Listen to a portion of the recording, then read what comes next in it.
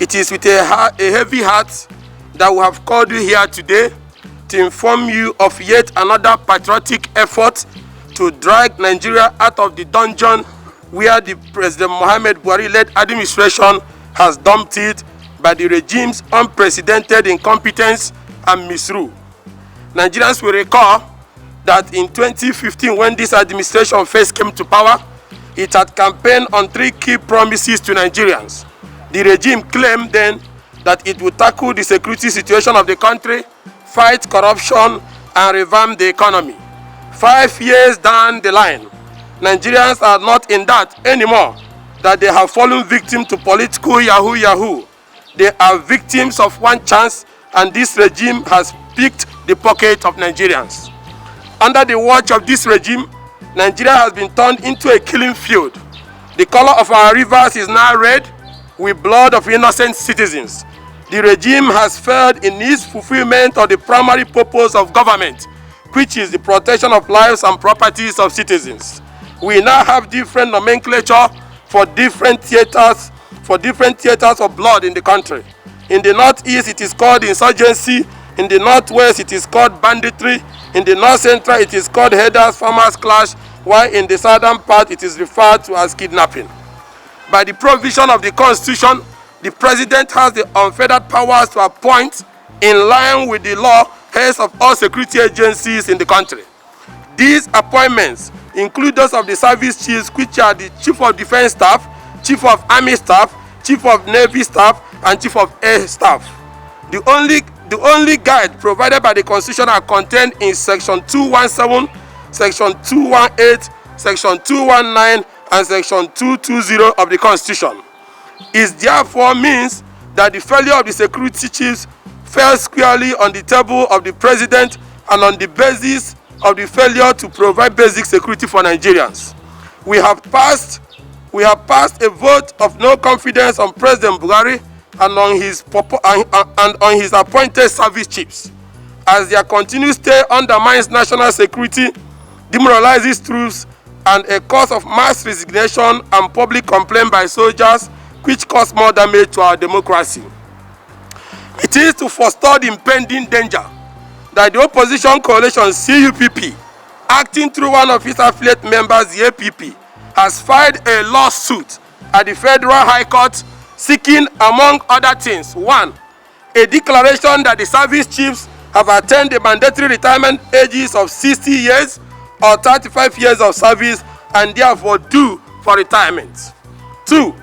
A declaration that the service chiefs, having attained the mandatory retirement age of 60 years or 35 years of service in the Nigerian Armed Forces, cannot lawfully have their service extended by the President or continue to perform any duty pertaining to their respective offices in the Armed Forces of the Federation. 3. A declaration that upon the attainment of the mandatory retirement age of 60 years or 35 years of service in the Armed Forces of the Federation, the service chiefs cannot be deemed or taken to be serving members of the Armed Forces of the Federation and therefore cannot lawfully remain in office. 4. A declaration that the service chiefs are due for statutory retirement upon their respective attainment of 60 years or 35 years of service in the Armed Forces of the Federation and ought to immediately proceed on 1 month pre-retirement leave and stop further performance of duty forthwith. 5. An order of court directing and compelling the President to direct the service chief to immediately proceed on 1 month pre-retirement leave forthwith. In the alternative, an order of court directing and compelling the service chiefs to forthwith stop performing any duties or exercising any powers of the offices of Chief of Defense Staff, Chief of Army Staff, Chief of Air Staff, Chief of Naval Staff of the Armed Forces of the Federation, respectively. An order of perpetual injunction restraining the President from further reappointing or in any other manner extending the services of the service chiefs in the Armed Forces of the Federation. Nigerian opposition cannot continue to indulge this President and believe that he will change. This President still has close to 3 years left for his regime to constitutionally run out. We can no longer stand on the sidelines and watch him destroy our country irreversible.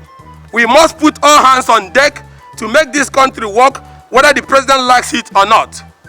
We believe that the Federal High Court in the days ahead will grant our prayers and invariably terminate the illegal extension of the service of the tenure of the service chiefs, cause a legitimate change of guard, and revitalize the very low morale of troops at the various theaters. The president has an opportunity before the court delivers his judgment to prove he is commander-in-chief and command with the right people that have the capacity. The president has not only failed by failing to exercise the right to hire and fire, but it is shameful in failing to respect the constitution on tenure of the service chief, and that is unacceptable and will be fought through the law. Our rivers from Benue to Zamfara, our mountains from Katsina to Calabar, our highways from Enugu to Port Harcourt, Abuja to Kaduna, Benin to Lagos, Okene Aziz of Kogi are all filled with blood and overtaken by kidnappers and bandits. Nigerians demand action from President Buhari, and the president should wake up from his slumber. After 5 years in office, the service chiefs have undoubtedly run out of ideas. They are now virtually doing the same thing over and over and cannot reasonably be expected to get a different outcome. These service chiefs have superintended the spending of trillions of naira budgeted and released to them since their appointment in 2015. If only President Muhammad Buhari were alive to his duties and responsibilities to the Nigerian people, he would have seen this and taken the necessary action of sacking these service chiefs who have overstayed their welcome. But the president, as usual, is not aware. In the last month or thereabout, we witnessed the unfortunate killing of tens of our gallant soldiers by insurgents in Boronu and bandits in Katsina. We have also seen an unprecedented number of our soldiers in their hundreds applying for voluntary retirement from the army for reasons such as going to take chieftaincy title. There is currently in circulation a viral video of soldiers complaining about the quality and quantity of food served to them. A soldier who fights to defend our country should not complain about something as basic as food, adequate arms and ammunition, their allowances and other logistics. But these are daily and regular occurrences now in the Nigerian army. If this incident and events did not send a red signal to the president, then the president cannot help himself anymore. Nigerians live at mercy of terrorists, bandits, and killer herdsmen. Our soldiers are not motivated. Videos have also been released of soldiers complaining of ill treatment, while a former theater commander openly complained, obviously out of frustration and after a deadly Boko Haram attack where he lost several of his men, that they were ill-equipped to confront the ragtag Boko Haram. We hail our gallant soldiers who risk their life daily to contend the state of insecurity despite the hard conditions upon which they operate. They fight without the requisite arms and ammunition. Their allowances are delayed. They are often fed poorly and have in times made to fight on empty stomach. We encourage them. We daily pray for them and we stand with them shoulder to shoulder to ensure they get better deals and improve their welfare and that of their families. They cannot speak for themselves, and we must speak for them. They are the true heroes of our country. They deserve the best our country can offer, both to them and to their family. They leave their family and go to fight so that we can live with our own families. They deny themselves sleep so that we can sleep. Ultimately, they die that we may live. There cannot be any greater sacrifice. Hence, we must not take their sacrifice for granted and allow them to be shortchanged.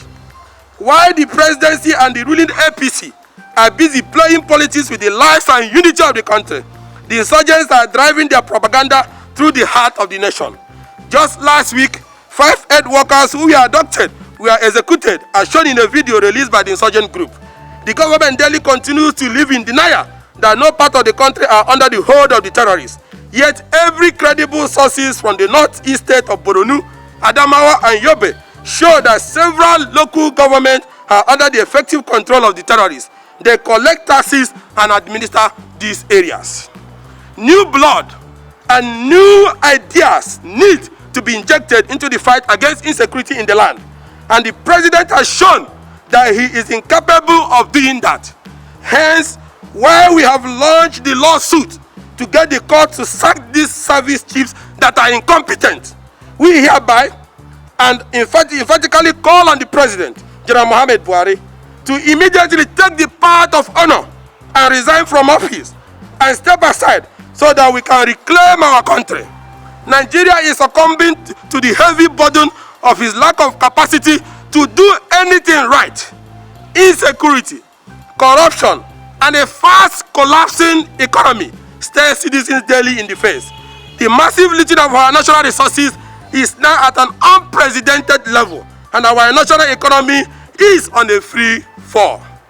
We are by this series of action giving the president 30 days ultimatum to wake up from his slumber and work for Nigerians to reverse the losses to the insurgents, bandits, kidnappers, and herdsmen, and secure our country. The Nigerian opposition coalition, working with the Human Mobilization Unit led by Barrister Kenneth Udeze, shall at the expiration of the ultimatum commence mobilization for a nationwide model of all protests to pressure the president to do his job by protecting lives and properties and stopping the current large-scale corrupt activities that have destroyed his regime. He seems not to know that many people have died in Nigeria from violence in this year 2020 than in Mali. Yet, he has remained completely unconcerned. Let us say this to President Muhammad Buhari. Avoid having a history that will be written for you in this following line when it is over. Here lies the man who came to fight corruption but was consumed by corruption. Here is a man who came to fight insecurity and surrendered the country to the bandits and made it very insecure. Here is a man who came to fight and revive the economy but ended up crashing the economy. Enough is enough, and we must all join hands together to save Nigeria from the hands of agents of the enemies of our country.